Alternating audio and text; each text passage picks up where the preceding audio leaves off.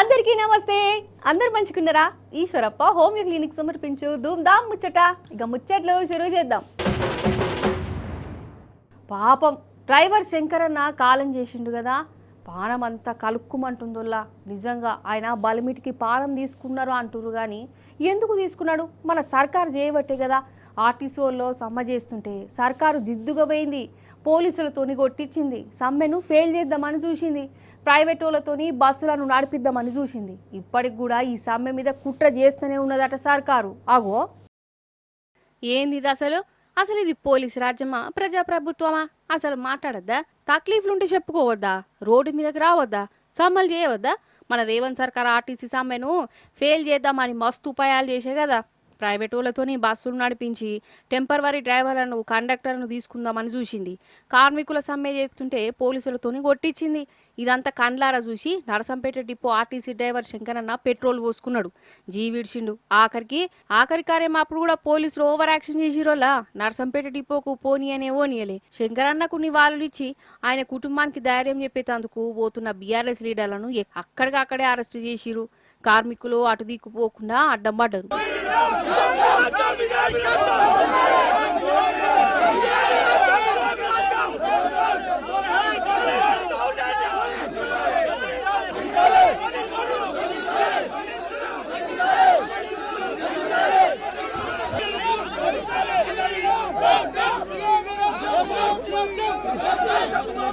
శంకర్ గౌడ్ డిపోకు తీసుకుపోవాలని మేము కోరుకుంటున్నాం. ఎందుకనంటే మేమేమో వేరే ఇబ్బంది ఏం పెడతలేము, శాంతియుతంగానే మాకు అక్కడ ఒక 10 నిమిషాలు కనుక మా కన్నతల్లి అటువంటి డిపో, ఆ డిపోకు తీసుకుపోయి నివాళులు అర్పించుకొని మేము కార్యక్రమం చేసుకోవడానికి సమ్మతంగా ఉన్నాం. మేము ఈరోజు రోడ్ల మీద కూర్చోడానికి కారణము ప్రభుత్వం అండి. శంకర్ గౌడ్ గారు డిపోని పట్టుకొని ఉన్నాడండి. ఆయన అందరి దాంట్లో నోట్లో నాలుక లెక్క తిరుగుతాడు. ఆయన చనిపోవడానికి కారణం కూడా ప్రభుత్వం మొండి వైఖరే. ఆయనను నిన్న 10 గంటల 40 నిమిషాలు చనిపోతే 2 గంటల చనిపోయిందని ఇచ్చిండండి. మేము డిపో దగ్గర మేమందరం వేచి ఉన్నామని ఆయనను మల్లంపల్లి దగ్గర నుంచి రోడ్డు క్రాస్ చేసి ఆయన ఇక్కడికి తీసుకొచ్చిండండి. మేము ఆయన ఆత్మశాంతి కోసము మాకు ఒక 10 నిమిషాలు ఆయన డెడ్ బాడీని అక్కడికి తీసుకుపోతామని చెప్తానమండి. ఒక 10 నిమిషాలు అశ్విని వాళ్ళు ఇప్పించడానికి మా ఆత్మశాంతి కోసం మేము తీసుకుపోతుంటే కూడా మాకు ఛాన్స్ ఇవ్వట్లేదండి. ఓదికు కండ ముందే డ్రైవర్ అన్న పానాలు పోతుంటే సర్కారేమో ఏం పట్టనట్టే ఉన్నది. చర్చల పేరుతోని మత్మర్పిచ్చి ఏం ఏషమేసిందని అంటారు. అందుకే ఇంకో 3-4 జాగల బాల్మీటికి పానాలు తీసుకుపోయారు, దవాఖానలలో పడ్డారు.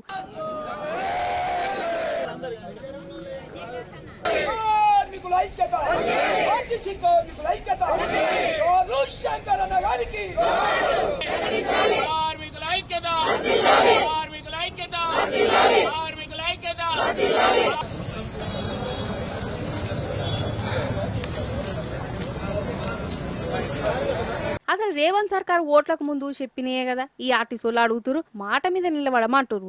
ఆర్టీసీని సర్కార్లా కాల్పుతామని చెప్తారు. కానీ ఓట్లేయించుకున్న కాంగ్రెస్ పార్టీ గద్దెకెక్కినాక ఆర్టీసీ వాళ్ళను పూరాగా మర్చిపోయింది. వాళ్ళు చెప్పిన మాటలు నీళ్ల మీద రాతలేని. 2.5 ఏళ్ల సంది ఆర్టీసీ కార్మికులు డిమాండ్లు నెరవేర్చమని సర్కారు చుట్టూ తిరుగుతూనే ఉన్నారు. ఆయన వీళ్ళను దేకుడే లేదు. 40 రోజుల కిందనే సమ్మె నోటీసుకి ఇచ్చిరు. ఆయన నిమ్మకు నీరెత్తినట్టే ఉన్నది సర్కారు. ఇక ఇప్పుడు సమ్మె చేస్తుంటేనేమో పోలీసులతోని లాఠీ చార్జీలు అరెస్టులు చేయిస్తున్నది. కార్మికులు బెంగటిలి పానాలు తీసుకుంటున్నా పట్టించుకుంటలేరు. నేను గింత బండ ప్రభుత్వం అని గరమైతురు కార్మికులు.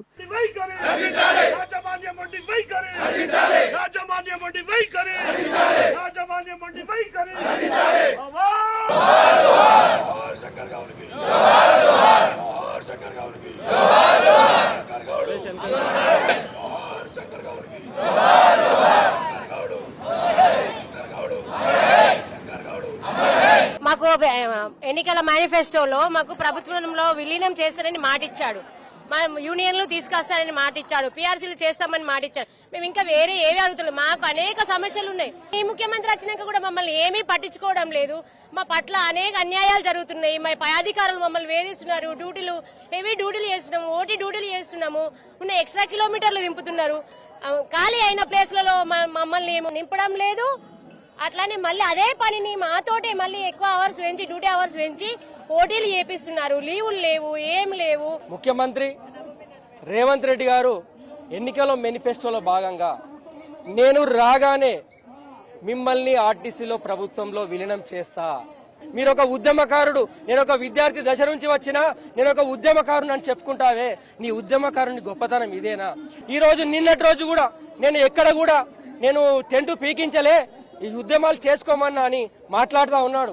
అయ్యా పోలీస్ సోదరులారా, ఆయన సరిగ్గానే ఉంటాడు, అక్కడ ప్రభుత్వాలు సరిగ్గానే ఉంటాయి, మధ్యలో పోలీసులను ఉద్యోగులనే ఈ ప్రభుత్వాలు విలన్లు చేస్తా ఉన్నాయి. దయచేసి విజ్ఞప్తి చేస్తా ఉన్నా, మాకు కూడా మీరు సహకరించండి దయచేసి. ఇంకొది ఆర్టీసీ కార్మికులకు బీఆర్ఎస్ పార్టీ హిమ్మతిస్తుంది, వాళ్లకు ధైర్యం ఇస్తుంది.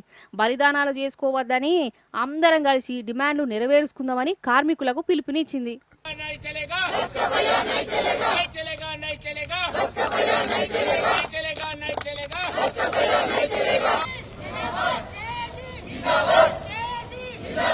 నియంత ప్రభుత్వం ఎమర్జెన్సీ పాలన అని చాలా మట్లింటనే ఉన్నాం కదా, కానీ ఇప్పుడు కండ్లారా చూస్తున్నామా ఏంది అని అనిపిస్తున్నది.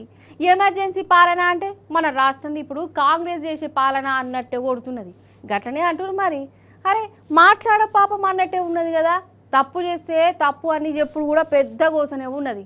అగర్సే తప్పులు ఎత్తి చూపిస్తే నోటీసులు, అరెస్టులు, జైళ్ళు. ఇగో గిటనే చేస్తుంది సర్కారు. అగో ఏంది అసలు అంటే సర్కార్లా తప్పులు జరిగినా చూసుకుంటుండాలనా, సూపర్ డూపర్ అనుకుంటా భజన కొట్టుకుంటుండాలనా? రేవంత్ సర్కారు చేస్తున్న తప్పులను సోషల్ మీడియాలో పెట్టుడు కూడా పాపమా? అట్లా పెట్టినందుకు ఈ అరెస్టులు ఏంది? రాత్రిపూట ఇండ్ల మీద పడి గోసపుచ్చుకునుడేంది? BRS social media convener Krishank అన్నను బేస్తారం నాడు రాత్రి పోలీసులు అరెస్ట్ చేసిరు. ఇది అక్రమం అంటే అక్రమమే, అన్యాయం అంటే అన్యాయమే. సీతక్క కంప్లైంట్ ఇచ్చిందట, సోషల్ మీడియాలో ప్రభుత్వం మీద తప్పుడు పోస్టులు పెడుతున్నారని. ఇక చెప్పు కథ. క్రిషాంక్ అన్న ఇదివరకు మన పొంగులేటి మైనింగ్ ను అక్రమాలు, సీతక్క అంగన్వాడీ ఫోన్ల కుంభకోణం బయట పెట్టింది కదా. అగో గదే కచ్చ కావచ్చు. ఒకటి తప్పితే ఇంకోటి కేసుల మీద కేసులు పెడతానే ఉన్నారు. ఇది వరకు దిలీప్ కొడతం సార్ మీద గిట్లనే కేసులు పెట్టుకుంటా పోలీస్ టౌన్ల చుట్టూ తిప్పుకుంటున్నారు. గిది తరిక కాదు, గిట్ల చేయొద్దని కోర్టుల రేవంత్ సర్కార్ను ఎన్ని మాటల చీదరించుకున్నా మళ్ళా గదే కథ చేస్తున్నారు.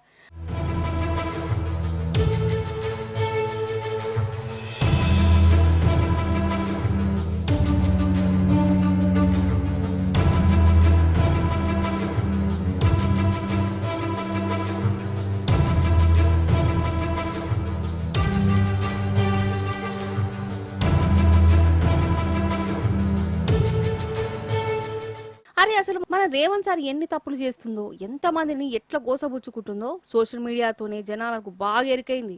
అసలు జనం గోసను ఏ టీవీలలోనన్నా పేపర్లోనన్నా పట్టించుకుంటురా? చాలా మటుకు మీడియా ఛానళ్లు జనం తరపున నిలబడుడే బంద్ చేసినాయి. మీడియా గొంతు పిసికినట్టు అయింది. కానీ డిజిటల్ మీడియా ఊకోలే, ఎప్పటికప్పుడు ఈ అన్యాయాలను నిలదీస్తూనే ఉన్నది. సర్కార్ల నడుస్తున్న కుంభకోణాలను బయటపెట్టుడే ఉన్నది. అగో గిదే మన రేవంత్ సర్కార్కు కోపం పట్టుకొస్తున్నది. అందుకే ఈ కేసులు, అరెస్టులు. ఈ 2.5 ఏళ్ల కాంగ్రెస్ ప్రభుత్వం విలేకరుల, కార్యకర్తలు, మీడియా సంస్థల మీద 250 కేసులు పెట్టింది. రాష్ట్రంలో జరుగుతున్న తప్పులు బయట పెట్టినందుకు మన సర్కారు కేసులతోనే సన్మానం చేస్తున్నది. అంతెందుకు తెలంగాణ రేవంత్ సర్కార్లో జరుగుతున్న కుంభకోణాలు, అన్యాయాలను ఎంత చూయించినా డిజిటల్ మీడియా కంపెనీలకు UAPA అనే చట్టం కింద నోటీసులు పంపిరు. UAPA అంటే కానూన్కు వ్యతిరేకంగా పనిచేసేటోళ్ల మీద పెట్టే కేసులు అన్నట్టు.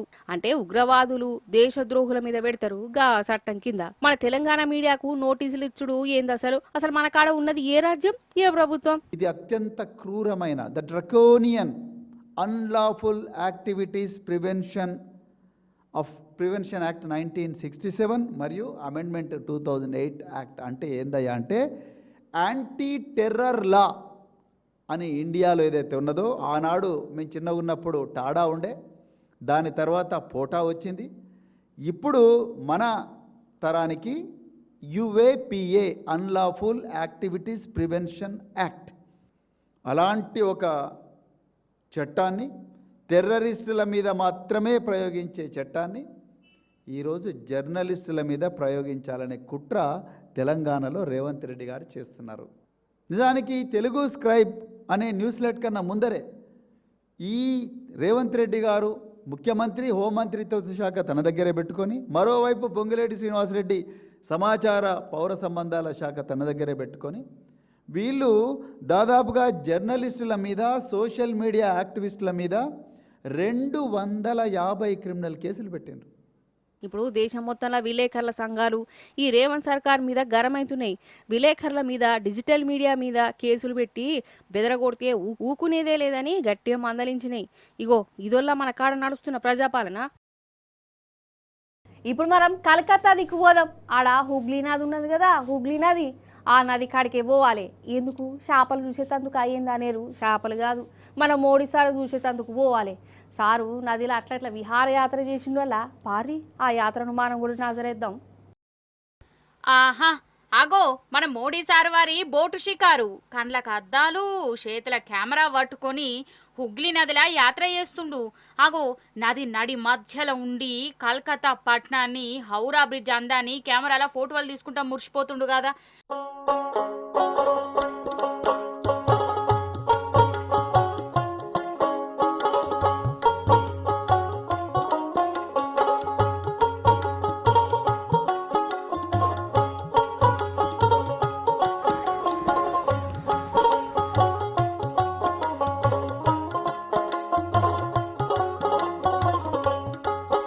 అసలు నన్ను అడిగితే సార్ ఇట్లా పడవల ప్రయాణం చేస్తుంటే వీడియో తీసిన ఆ వీడియోగ్రాఫర్ను ఎంత తారీఫ్ చేసినా తక్కువనే పోర్రి.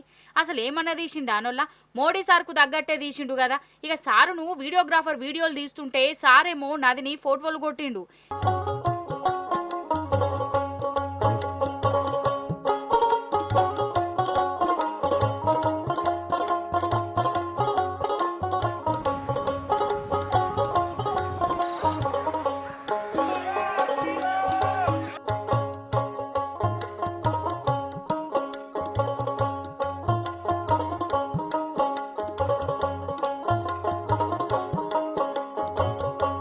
జర షేప్ అయితే సారు కూడా బోటు తోలుతాడా ఏంది అని అనిపించిందట అక్కడి జనాలకు.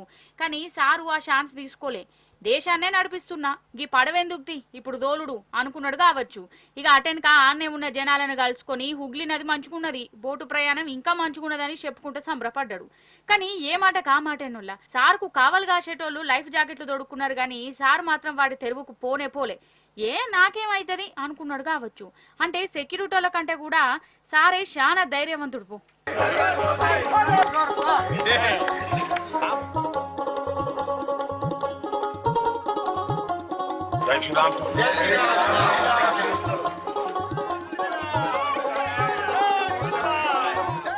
అవుగాని దయ్యాలున్నాయి. అసలు దయ్యాలు సైకిల్ నడుపుతాయా?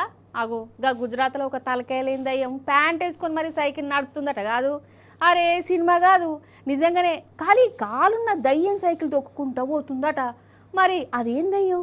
నిజంగా దయ్యమేనా సైకిల్ గట్ల నడుపుతున్నది? చూద్దాం రారి. చెప్తే నమ్మలేదు కదా. అగో మంచిగా చూడుర్రి, మంచిగా ప్యాంటు గీంట్ వేసుకొని ఎట్లా దొక్కుతుందో చూడు. ఇది గ్రాఫిక్స్ కావచ్చు, సినిమాలలా గిసొంటి సిండు బొచ్చడు చూసినాం అనేరు. ఇది గ్రాఫిక్స్ కాదు, నిజంగా నిజమే. అగో జనాలు చూసి పర్షాన్ కూడా అవుతుర్రు.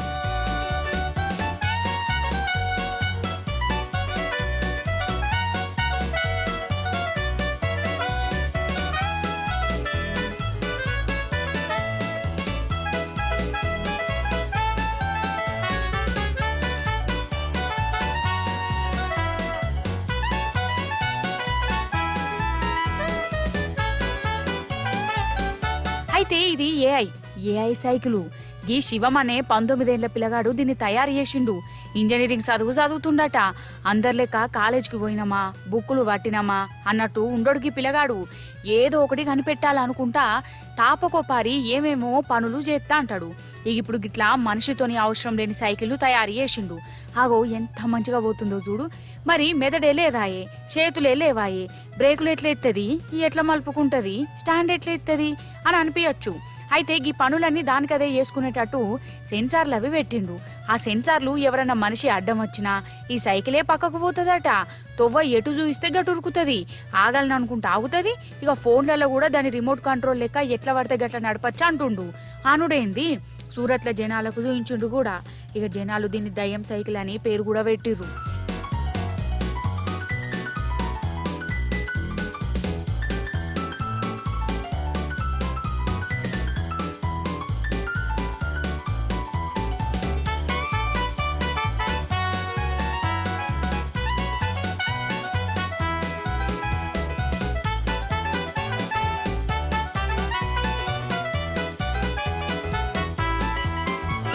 నిజంగా వెనకట పాతకాలం నాటి మాయబజారు కొత్తగా వస్తున్న గ్రాఫిక్స్ సినిమాలు చూసి పర్షాన ఏటోళ్ళం. కానీ ఇక సినిమాలలో లక్షలు ఖర్చు పెట్టి గ్రాఫిక్స్లో తీసిన సీన్లను ఈయన బయట నిజంగానే చూస్తుండు కదా. అన్నట్టు ఈ దయ్యం సైకిల్ తయారు చేసేటందుకు ఎంత ఖర్చు అయిందో ఎరికేనా? తిప్పి కొడితే 35,000 నటనోళ్ళ 35,000తోని మాయాబజార్ సినిమా తీసినంత పనిచేసిండు పో ఈ పిల్లగాడు. ఇంకా రాను రోడ్ల మీద ఇంకెన్ని వింతలు విడ్డూరాలు చూస్తాము ఏమో పట్టు. కల్తీ కల్తీ కల్తీ, ఈ కల్తీలు పాడుగాను. అసలు పైసల కోసం మందిని చంపేటట్టే ఉన్నారు కదా కల్తీలు తయారు చేసి. అరే బజార్కు పోయి ఏం కొనాలన్నా భయమే అవుతున్నది, ఏం తినాలన్నా అనుమానమే కొడుతుంది. ప్రతి ఒక్కటి కల్తీ చేసి వాడేస్తారు. అగో మన హైదరాబాద్లో ఇంకో కల్తీ భాగవతం బయట పడ్డది చూడురిగా. అసలు ఈ కల్తీ లేని కాలమే లేనట్టు కొడుతుంది కదా. అమ్మతోడు నిజం చెప్తున్నా, పైసలు ఇచ్చి మరీ సావును కొన్నట్టే అవుతుంది ఈ నడుమ. ఇగో ఈడ షాయిపత్త ఉన్నది కదా, ఇది డూప్లికేట్ షాయిపత్త. మన హైదరాబాద్లో ఈ డూప్లికేట్ గాళ్ళు కల్తీ దాన్ని నడుపుతుర్రు. ఎట్లనో చెప్తా. ఓటర్లలో వాడిపడేసిన షాయిపత్తిని తీసుకొని దానికి కలర్లు గిలర్లు పూసి మంచిగా కవర్లలో పెట్టి మళ్ళా హోటళ్ళకు దుకాణాలకు అంటగడుతుర్రు. ఇక చెప్పు కథ. ఇగో పెద్ద కంపెనీ అన్నట్టే పెట్టిర్రు వీళ్ళు. ఇక ఈ దందా నడుపుతున్న బ్యాచ్ ని పోలీసు వాళ్ళు దొరకబట్టారు. ఇక డూప్లికేట్ షాయిపత్తి ఎట్లుంటది, ఒరిజినల్ షాయిపత్తి ఎట్లుంటదో పోలీసు వాళ్ళే సైన్స్ పార్ట్ అని చెప్పినట్టు చెప్పారు. మీరు కూడా చూడుర్రి, బాగా అక్కడికత్తది. ఇలాగా కోల్డ్ వాటర్ లో పెడితే తో కలర్ రావడానికి చాలా టైం పడుతుంది, తక్కువ కలర్ వస్తుంది. ఇది ఒరిజినల్ టీ పౌడర్ ఉంది, మీరు చూడండి. అది కలర్ రావడానికి చాలా టైం పడుతుంది, తర్వాత ఈజీగా కలర్ కూడా రాదు. సో మన ఇది ఐడెంటిఫై చేయడానికి టేస్ట్ ఉంది ఇది. తర్వాత సో ఇమీడియట్ గా కోల్డ్ వాటర్ లో ఇమీడియట్ గా ఇలాగా కలర్ వస్తుంది. టీ పౌడర్ కోల్డ్ వాటర్ లో పెడితే ఇమీడియట్ గా కలర్ వస్తే అంటే ఇది అడల్టరేటెడ్ టీ పౌడర్ ఉంది, కలర్ మిక్స్ టీ పౌడర్ ఉంది. సో మీరు చూడండి, ఇది ఒరిజినల్ టీ పౌడర్, అది ఇప్పుడు వరకు కూడా కలర్ రాలేదు. ఇది adulterated colour mix tea powder. అది డిఫరెన్స్ మీ ముందు ఉంది, అది మన ఈజీగా ఐడెంటిఫై చేయొచ్చు. అది అన్నట్టు ముచ్చట. నీళ్ళల్లో మీరు తెచ్చుకున్న షాయిపత్త పోతే జల్దిన కలర్ వస్తేనేమో డూప్లికేట్ షాయిపత్తి, అదే జర ఆలస్యంగా రంగు వస్తేనేమో అది ఒరిజినల్ అన్నట్టు. అసలు ఈ హైదరాబాద్లో ఈ డూప్లికేట్ గాళ్ళతో పెద్ద సావే వచ్చిపడింది.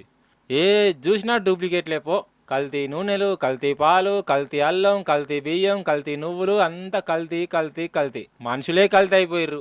ఆఖరికి తినే వాటిని కూడా కల్తీ చేసి పానాల మీదకి తెత్తుర్రు. అసలు నన్ను అడిగితే గిట్లా కల్తీ చేసేటోళ్ళ మీద మర్డర్ కేసు పెట్టాలి, లేకుంటే ఏంది మరి. కత్తితోని పొడిచేటోడే కాదు, కల్తీ చేసేటోడు కూడా కూనికోరుగాడే. అంతేనా కాదా? చూసారు కదా, గిదిగి వాళ్ళ ముచ్చట్లు. మళ్ళీ వచ్చే పారి మంచి మంచి ముచ్చట్లను పట్టుకొని వస్తా ఉంటా మరి.